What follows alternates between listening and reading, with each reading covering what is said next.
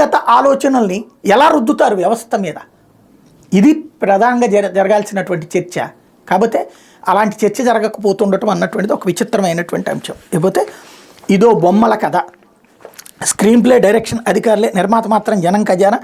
జూన్లో మొదలయ్యే విద్యా సంవత్సరానికి విద్యా కానుకలో జగన్ బొమ్మలు, పేర్లు, బ్యాగులు బెల్టులపై ఆ పేరుతోనే లోగోలు, నోట్ పుస్తకాలపైన ముఖ్యమంత్రి ఫోటోలు, ఎన్నికల వేళ బొమ్మలతోనే కిట్లు తయారీ, వీటి కోసం 1000 కోట్ల ప్రజాదానం ఖర్చు, ఎన్నికల్లో వైసీపీ ఓడిపోతే వీటిని ఏం చేస్తారు, చెరిపేందుకు వీలు లేకుండా ముద్రణ రాతలు అంటూ దాంతో చేసేస్తున్నారు అన్నటువంటి కోణాన్ని రాసుకొచ్చారు. అంటే ఇప్పుడు ముందు ఆ బ్యాగ్స్ని ఆపేయించాలా అర్జెంటుగా, కరెక్ట్గా స్కూళ్ళ టైంకి పుస్తకాలు లేకుండా చేయాలి.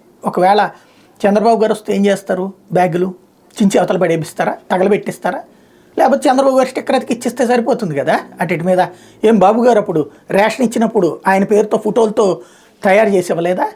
ఇంకోటి, మిగతా బ్యాగ్ అంతా బాగానే ఉంది, అందులో మొక్క ఫోటో పెడతారేమో, అంతేగాని జగన్ ఫోటోతో ప్రతి బ్యాగ్ ఉండట్లా. ఏది పూర్తిగా ఏది అప్పుడు రంజాన్ తోఫాకి ఇచ్చినట్టు, లేకపోతే సంక్రాంతి కానుక ఇచ్చినట్టు.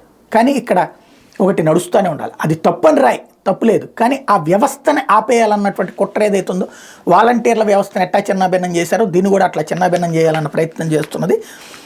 ఇక వీళ్ళ బుద్ధి అట్లాగే ఉంటుంటుంది. ఈ దినపత్రికలు వచ్చినటువంటి వార్తలు వెనకాల జరుగుతున్న పరిణామాలు.